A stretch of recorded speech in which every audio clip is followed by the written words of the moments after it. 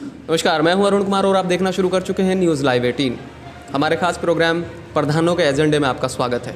और आज मैं हूं जिला बागपत के बिलोचपुरा गांव में, जहां के प्रधान अपने आवास स्थान बागपत को छोड़कर अपने गांव में आए और प्रधान बनने की कोशिश में हैं।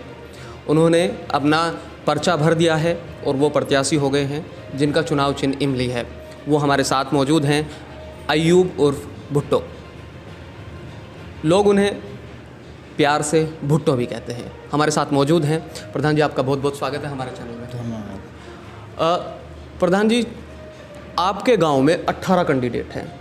हर किसी के एजेंडे अपने अपने हैं, लेकिन आपके जो एजेंडे हैं, आप जो काम करेंगे वो क्या क्या हैं जो लोगों के हित में होंगे? सबसे पहला काम आप क्या करेंगे गांव के लिए? भाई, मैं जो बागपत छोड़ के यहाँ गांव में आया हूँ, ये मेरा गांव है जी।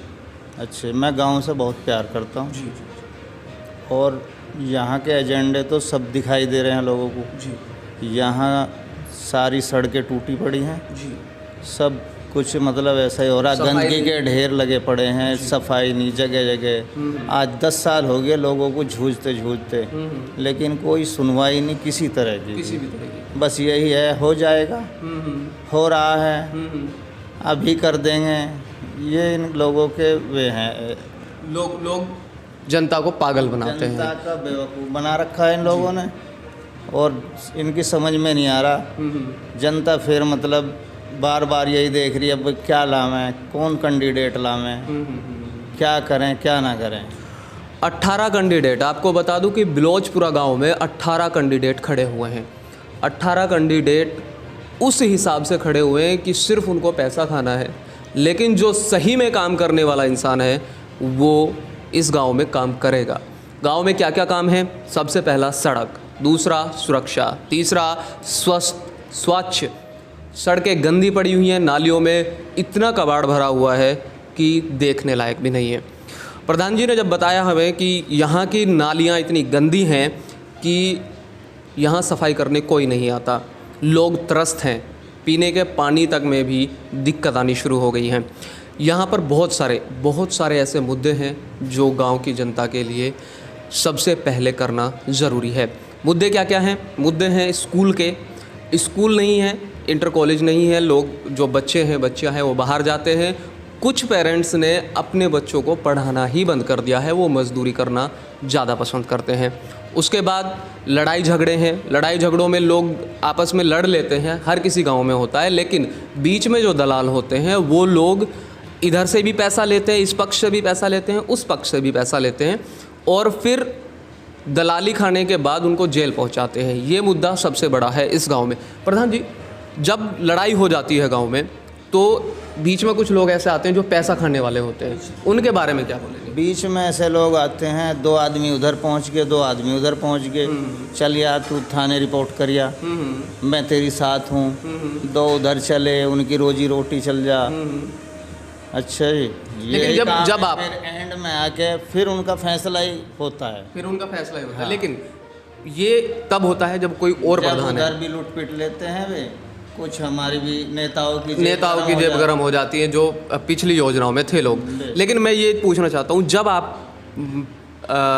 सत्ता में आएंगे, जब आप प्रधान बन जाएंगे, तब इस समस्या को कैसे हल करेंगे? जब हम सत्ता में आएंगे तो हम ये सारे फैसले यहीं निपटाएंगे, लोगों के बीच में निपटाएंगे। मतलब सबसे पहले अगर परेशान नहीं होगा जी किसी तरह से, उनकी समस्या यहीं हल होगी।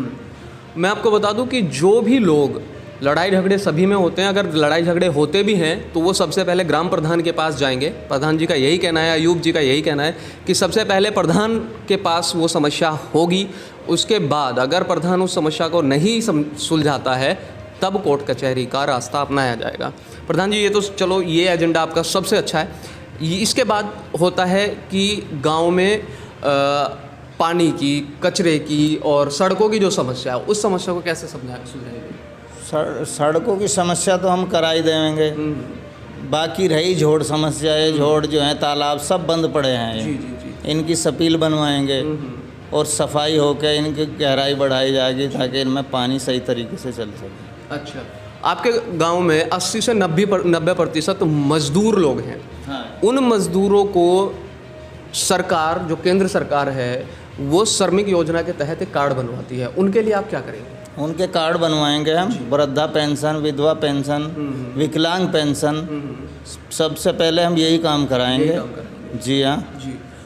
मैं आपसे एक समस्या और है यहाँ की कि आपके गांव से लेके और आपका जो कस्बा पड़ता है, जो आपका बाज़ार पड़ता है अग्रवाल मंडी टटीरी, वहाँ तक आने जाने की सुविधा में सबसे ज़्यादा दिक्कत आती है। आपके यहाँ वाहन की प्रॉब्लम सबसे ज़्यादा है, उसके लिए आप क्या करवाएंगे? हमारे यहाँ वाहन की 10 साल से ये परेशानी आ रही कम से कम। पहले बसें चलें थी, वही बंद होगी। प्रधानों को ज़रूरत नहीं है इस चीज़ की। हमारी बहन बेटियाँ जो हैं टम्पुओं में धक्के मुक्के खा के चढ़ती हैं, उन्हें मतलब टाइम बे टाइम 2-2 घंटे हो जहाँ पड़े हुए वहाँ टटीरी के अंदर, कुछ इधर पड़े रहे हैं ऐसे ही, मतलब पूरा दिन अगर बागपत चले गए तो पूरा दिन गायब है। हम जो चाह रहे हैं, ये चाह रहे हैं कि यहाँ हम शासन प्रशासन से वो करके ना फिर ये बातचीत करके ये यहाँ टम्पू चलवा देंगे हम। 3 व्हीलर की सुविधा जो CNG पंप पे लग रहे हैं, अब हम टम्पू की सुविधा कराएंगे। 3 व्हीलर की सुविधा और सरकारी बसों की सुविधा, सरकारी बस या बाकी तो 3 व्हीलर अच्छे काम करेंगे यहाँ पे। क्योंकि बसें तो वही हैं, अब आ गई 3 घंटे बाद फिर आई। सिंगल रोड की समस्या है। कोई ये हाईवे तो है नहीं है कि भाई मिनट दर मिनट गाड़ी आ रही। बिल्कुल। तो ये समस्या आपको बता दूं कि बिलोचपुरा गांव में ये सबसे बड़ी समस्या है कि अगर कोई जनता, आम जन अगर अग्रवाल मंडी टटीरी जाना चाहे या रेल की सवारी के लिए वो रेलवे स्टेशन जाना चाहे, तो अपने घर से कम 3 घंटे पहले या 2 घंटे पहले निकलना होता है और उसके बावजूद भी उन्हें सवारी नहीं मिलती है। तो इस समस्या को ख़त्म करने के लिए अयूब जी का कहना है कि जब मैं प्रधान बन जाऊंगा तो सबसे पहले इस समस्या को भी सुलझाऊंगा। 1-2 बार ऐसा भी हुआ है, एक्सीडेंट भी हो गए, ऊपर तक सवारी भर रही है, जैसे भाई ऊपर से गिर गया, गाड़ी के नीचे आ गया, वो मामला ख़त्म हो गया वहीं के वहीं। ऐसी भी समस्या आई। अयूब जी, एक समस्या सबसे बड़ी ये है कि जच्चा बच्चा केंद्र, आपके गांव में कोई भी अस्पताल ऐसा नहीं है जो इमरजेंसी में किसी भी जच्चा बच्चा को आप भर्ती करवा सके। आपके यहाँ से कम 10 किलोमीटर दूर बागपत में, 15 किलोमीटर दूर बागपत में जाना पड़ता है, तभी उसका इलाज होगा। तो उसके लिए आप क्या करेंगे? एक अस्पताल के लिए आप क्या करेंगे? देखो जी, ये तो अब सब डोला या वहीं जाते हैं बागपत के अंदर। इसमें तो कोशिश ही करी जाएगी, एकदम तो ये काम होने के नहीं। सिस्टम ये बहुत सरकार के हिसाब से करा जाएगा। हमारा काम तो इसे करवाने का है। लेकिन आपके यहाँ जच्चा बच्चा केंद्र है, आपके यहाँ अस्पताल हैं जो बंद पड़े हुए हैं, बंद पड़े हुए हैं। ये डोला है, वहाँ जाया जावे या पिलाने में जाया जाता है। पिलाने से फिर वे अपनी तरफ से एक प्राइवेट एम्बुलेंस सुविधा दूंगा मैं जी। प्रधान हो तो ही उसी दिन गाड़ी खड़ी कर दूंगा लाके। ठीक है, अपनी तरफ से एक प्राइवेट एम्बुलेंस की सुविधा भी अयूब जी ने ये एक वादा किया है हमारे साथ, हमारे चैनल पे, कि जिस दिन मैं प्रधान बन जाऊंगा उस दिन एक अस्पताल के लिए मैं एक एम्बुलेंस का वादा करता। अयूब जी, आपके यहाँ पे एक समस्या और है। प्रधानमंत्री आवास योजना के तहत प्रधानमंत्री जी ने मकान बनाने के लिए सभी को एक आवेदन दिया था।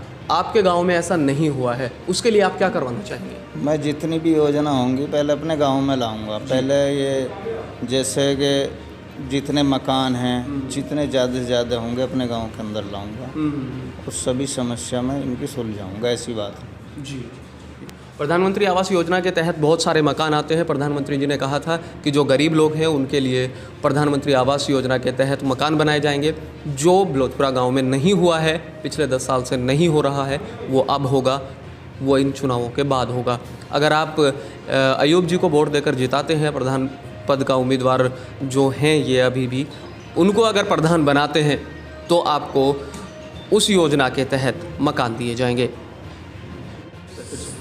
मुझे सभी भाइयों से अपील है, ज़्यादा से ज़्यादा वोट करें और अगर मैं अच्छा लगूं तो मुझे वोट करें सभी, और फिर मैं सबकी समस्या सुलझाऊंगा मैं। और ज़्यादा से ज़्यादा वोट करने की कोशिश करें, ये सब मेरा वादा है सबसे। ये मेरी सबसे अपील है भाई और बहनों से, कोई वोट ना छोड़ें, सभी वोट डालें और ज़्यादा से ज़्यादा मुझे वोट डालने की कोशिश करें। ये मेरा वादा है, मैं सारे तुम्हारे वादे निभाऊंगा। मुझे दीजिए इजाज़त। नमस्कार।